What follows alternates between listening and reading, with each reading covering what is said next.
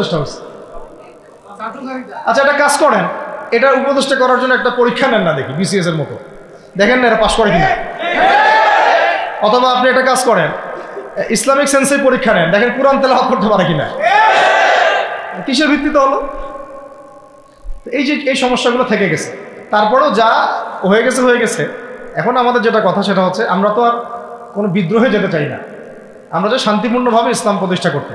কিন্তু প্রয়োজনে যদি তারা মানে আমাদের উপর জুলুমের ভাষা বেছে নেয়, তাহলে আমরা অবশ্যই এবার প্রতিবাদের ভাষা বেছে নিব ইনশাআল্লাহ। এই জন্য সবার আগে জরুরি হচ্ছে যুবকদেরকে এক কাতারে থাকা, ইসলামপন্থী ভাইদের সাথে থাকা, ইসলামী সংগঠনের সাথে থাকা, এবং নাম XYZ যেটাই হোক না কেন, নাম XYZ হতে পারে, আপোষে ভাই ভাই হয়ে থাকা। এটাতে যদি ভাই আমরা এবার ভুল করি, আল্লাহর কসম করে বলতেছি, আল্লাহ না করুক, এরপরে যদি মায়ের আসে, না আপনি বাঁচবেন না আর আমি বাঁচব, কেউই না, ইনশাআল্লাহ ওই দিন আসবে না। আর আমরা যদি ইনশাআল্লাহু আজ্জা ওয়া জাল যদি আমরা এটাকে মদিন রাষ্ট্র বানাতে পারি, এই জন্য আমি আগে বলেছি একটা লেকচারে যে আমরা যদি বিরিয়ানি খেতে চাই, আপনি যদি বিরিয়ানি খেতে চান, একটা পাত্র নেবেন কি না? আচ্ছা, পাত্রটা যদি ময়লা থাকে খাবেন? পাত্র অনেক ময়লা আছে, আপনি কি ওইখানেই বিরিয়ানি ঢালবেন, ঢেলে খাওয়া শুরু করবেন? সবার আগে আপনি কি করেন? এটাকে ধোন, পরিষ্কার করেন, তাই না? বাংলাদেশকে যদি আপনি ইসলামী রাষ্ট্র হিসেবে করতে চান, আগে এই দেশের মধ্যে যে পয়জনগুলো আছে এগুলোকে দূর করতে হবে, সমস্ত পয়জনকে ধুয়ে সাফ করতে হবে। তারপরে যে খেলাফা বা শরিয়া বা ইমারা যেটাই আসুক, ইমারা এক জিনিস, খেলাফা আর এক জিনিস। আমি এক কথায় বোঝাচ্ছি ইসলামী রাষ্ট্র ব্যবস্থা, ইসলামী রাষ্ট্র ব্যবস্থা। যদি ইসলামী রাষ্ট্র ব্যবস্থা তারপরে আসে, জমিন সাফ করার পরে, তখন সেটা সাস্টেইন করবেন ইনশাআল্লাহ। আর যদি ময়লার মধ্যেই ইসলামী রাষ্ট্র কায়েম করতে চান, তখন হবে উদাহরণটা এরকম যে আপনি এই নোংরা ড্রেনের মধ্যে নেমে গায়ে সাবান মাখা শুরু করছেন, হাততে কোনো লাভ হবে, বরং ওই নোংরাই আপনাকে খেয়ে ফেলবে। ঠিক আছে, ডেমোক্রেটিক সিস্টেমের মধ্য দিয়ে যদি আমাদের ভাইরা ক্ষমতা যেতে পারে, যাক না, সমস্যার কিছু নাই। এটা কতটুকু জায়েজ না জায়েজ, হালাল হারাম সুন্নত, এদিকে আমি যাচ্ছি না। এবং এটা নিশ্চিত তারাও জানে এটা সুন্নত না, তারাও জানে এটা কি না, সুন্নত পদ্ধতি না। কারণ রাসূলুল্লাহ সাল্লাল্লাহু আলাইহি ওয়াসাল্লাম দাওয়াতের মধ্য দিয়ে এবং সশস্ত্র যুদ্ধের মধ্য দিয়ে মানে মক্কা বিজয় করেছেন। দাওয়াতের মধ্য দিয়ে তিনি মদিনা রাষ্ট্র কায়েম করেছেন। তারপরে মদিনা রাষ্ট্রকে বেস করে আস্তে আস্তে আরও রাষ্ট্রকে এক্সপেন্ড করেছেন। বদর, উহুদ, খন্দক, খায়বার এগুলো হয়েছে, আস্তে আস্তে মক্কা বিজয় হয়েছে। মূল ছিল আগে মদিনা রাষ্ট্রটা কায়েম করা। তো আমরা যে কোনোভাবেই হোক মদিনা রাষ্ট্রটা আমাদের কায়েম করতে হবে আগে, তারপরে ইনশাআল্লাহ তাআলা দেখবেন, হ্যাঁ, ওই অখণ্ড ভারত আমরাও কায়েম করবো ইনশাআল্লাহ। সংখ্যা দিয়ে কিচ্ছু না, ওদের সংখ্যাকে আমরা ভয় পাই, ওদের সংখ্যাকে ভয় পাওয়ার কিচ্ছু নেই, সংখ্যাকে ভয় পাওয়ার কিচ্ছু নাই। কারণ এই যে কোরআন, আমার সামনে যে কোরআনটা আছে, এটা দেখে একটু খারাপ লাগলো। কোরআনের যে অবস্থা, এটা খুব মনের কষ্ট দিল আর কি। কোরআনটা হবে চকচকা, এটা দেখে বোঝা যাচ্ছে এটা অনেকদিন কেউ পড়েই নাই। আপনাদের বাসার যদি কোরআনের এই হালত হয়, তাহলে আমাদের দ্বারা দিন কায়েম হবে না। আপনার কোরআনের হালত হবে এমন যে কোরআনে এক বিন্দু পরিমাণ কোনো ময়লা নাই, প্রত্যেক দিন আপনার হাতের স্পর্শেই ময়লা দূর হয়, তখন এই কোরআন আপনার পক্ষে কথা বলবেন ইনশাআল্লাহ। তো ভাই, কোরআনের কাছে চলে আসেন, আর দেরি করেন না, সময় নাই। আল্লাহ পাক সবাইকে কবুল করেন, আমিন। এই মসজিদগুলোকে কাজে লাগান, এখানে তালিমি বৈঠক চালু করেন প্রত্যেক সপ্তাহে। আমি যদি প্রত্যেক মাসে রংপুরে আসি, প্রত্যেক মাসে সময় দেবো ইনশাআল্লাহ। আপনারা এখানে ইমাম ঠিক করেন, খতিব ঠিক করেন, এবং ওই যে টিচার ঠিক করেন, করে আপনারা কোরআন শিক্ষার ব্যাচ চালু করেন, কোরআনের তাফসীরের ক্লাস চালু করেন, তারপরে তুলনামূলক আরবি ভাষা শিখেন। মানে এগুলো শিখে নেন তাড়াতাড়ি, সময় নাই এগুলো, আমাদের হাতে সময় কম। এগুলো আজকে থেকে 10 বছর আগেই শেখা উচিত ছিল, তাই না? কিন্তু আমাদের এই সেকুলার শিক্ষা ব্যবস্থা আপনার জীবন থেকে 20 বছর কেড়ে নিয়েছে। 20 বছর পড়াশোনা করার পরে আমি চ্যালেঞ্জ করতেছি, এই যে লাখ লাখ টিচারকেও যদি আপনি কোরআন তেলাওয়াত ধরেন, সহি বলতে পারেন, অথচ তারা জাতির শিক্ষক হয়ে বসে আছে। তো সেকুলার শিক্ষা ব্যবস্থাটা আমাদের জীবন থেকে পুরা ইসলামের হকটাকে নষ্ট করে ফেলছে। আপনার অধিকার ছিল যে আপনি একজন স্কুলের স্টুডেন্ট, আপনি কোরআন পড়তে পারবেন। আপনি একজন কলেজের স্টুডেন্ট, আপনি কোরআনের তাফসীর করতে পারবেন। আপনি একজন ইউনিভার্সিটি পাস করেছেন, আপনি হাদিসও পড়তে পারবেন, এবারও তো দিতে পারবেন, এরাও দিতে পারবেন। এটা আপনার হক ছিল, কিন্তু এই হকটা নষ্ট করছে কারা? এই সেকুলার শিক্ষা ব্যবস্থা নষ্ট করে ফেলছে। এখন তো কিছু করার নাই। তো এটাতে আমাদের দোষ কি? আমাদের দোষ হচ্ছে আমরাই তো তাদেরকে ভোট টোট দিয়ে উপরে উঠেছিলাম। আমাদের বাপরা উঠাইছে, আমাদের বাবারা উঠাইছে, তার বাবারা উঠাইছে। তা আমরা তো ওই সময় ইনসাফ করি নাই, ফল আমাদেরকে ভোগ করতে হয়েছে।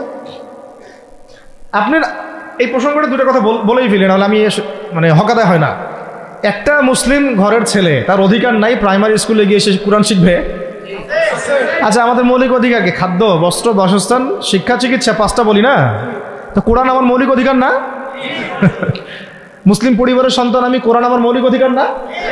তারপর প্রাইমারি স্কুল আপনাকে শিখায় নাই, হাই স্কুল আপনাকে শিখায় নাই, এমনকি কারমাইকেল শিখাইছে আপনাকে, বেগম রোকেয়া বিশ্ববিদ্যালয় শিখাইছে? এরাও শিখায় নাই। এমনকি বিসিএস ক্যাডার হচ্ছেন কোরআন ছাড়াই, ডক্টর হচ্ছেন কোরআন ছাড়াই, ইঞ্জিনিয়ার হচ্ছেনও কোরআন ছাড়াই, এমনকি শিক্ষা কমিশন গঠন হচ্ছে, ওই কমিশনের লোকদেরও কোরআনের জ্ঞান নেই। টকশোতে এসে আবার ঠিকই পটর পটর করে, কোরআনে পড়তেও পারে না, টকশোতে এসে পটর পটর করে। এই তো বিগত 10 বছর তো টকশোর বছর ছিল, খালি টকশো, দেখেন নাই? আলোচনা আলোচনা আলোচনা, একটা ন্যারেটিভ তৈরি করা হচ্ছিল, ইসলাম নিয়ে যারাই কথা বলবে এরাই জঙ্গি, এরাই মৌলবাদী, এরাই সন্ত্রাসী। হ্যাঁ, তো কীভাবে মানুষের ব্রেন ওয়াশ করা হয়েছে। আমি আসলে অবাক হয়ে গেছি এই ঘটনাতে, জুলাইয়ের ঘটনায়, যে যুব সমাজকে ধ্বংস করার জন্য তারা 20 বছর ঢেলে দিছে, ওই যুব সমাজই তাদেরকে পিটাই বের করছে। আল্লাহ পাকের কি পরিকল্পনা! আপনাদেরকে ধ্বংস করার জন্য 20 বছর ধরে তারা সিলেবাস কারিকুলাম করছে। আপনাদেরকে শরৎচন্দ্র পড়াইছে, বঙ্কিমচন্দ্র পড়াইছে, হুমায়ুন আহমেদ পড়াইছে, হুমায়ুন আজাদ পড়াইছে, হ্যাঁ শেক্সপিয়ার পড়াইছে, আর কত কি পড়াইছে। কোরআন পড়তে দেয় নাই, নামাজের স্বাধীনতা দেয় নাই, পর্দার স্বাধীনতা দেয় নাই। আমাদের বোন পর্দা করে পরীক্ষা দিতে গেছে, নিকাব খুলে ফেলা হয়েছে, কি করে নাই। কিন্তু ওই ছাত্র জনতার হাতেই পিটানি খাইতে হয়েছে। আল্লাহ পাকের দেখছেন কি একটা মিরাকেল, আল্লাহ পাকের কি মানে কুদরত, ক্যারিশমা। ঠিক কিরকম হয়েছে জানেন? ঘটনাটা হয়েছে এরকম যে ফেরাউনের ঘরেই মূসা আলাইহিস সালামকে আল্লাহ পাক বড় করছে। মাশাআল্লাহ। তো আপনাদেরকে ধ্বংস করার জন্যই কিন্তু এই পলিসিগুলো অ্যাপ্লাই করা হয়েছে। এখন যে আল্লাহ পাকের রহমতে আপনারা বিপদে যান নাই, আলহামদুলিল্লাহ। এখন যেটা আল্লাহ পাক বোঝার তৌফিক দিচ্ছেন, দেখেন আপনারা কোরআন শিখতে পারতেন, এখানে পারেন নাই। শিক্ষা কমিশনের মধ্যে কোরআন নাই।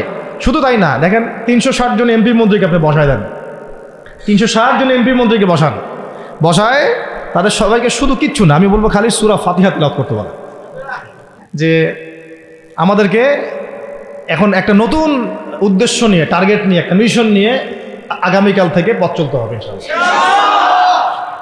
প্রথম গন্তব্যটা কি? আমরা বাংলাদেশকে একটা মদিনা রাষ্ট্র কায়েম করতে চাই। সেটা যদি করতেই হয় তাহলে আমাকে কার আদলে করতে হবে, কার সুন্নতে করতে হবে? নবী মুহাম্মদ সাল্লাল্লাহু আলাইহি ওয়াসাল্লামের তরিকায়। এবং তার তরিকার প্রথম কাজটাই হচ্ছে আগে ইলম শিখতে হবে। কি শিখতে হবে? এই মসজিদগুলোকে কাজে লাগান, মাদ্রাসাগুলোকে কাজে লাগান। এবং 2 নম্বর হচ্ছে ইলম একা একা শেখা যাবে না। ইলম একা একা শেখা যাবে না। 20 বছর তো আপনি একা পড়াশোনা করেন নাই, প্রতিষ্ঠান ছিল, ওস্তাদ ছিল, তাই না? টিচার ছিল, আপনার একাডেমিক কারিকুলাম ছিল। ঠিক ওইরকমই দিনের ইলমও একা একা শেখা যাবে না, ওস্তাদ লাগবে।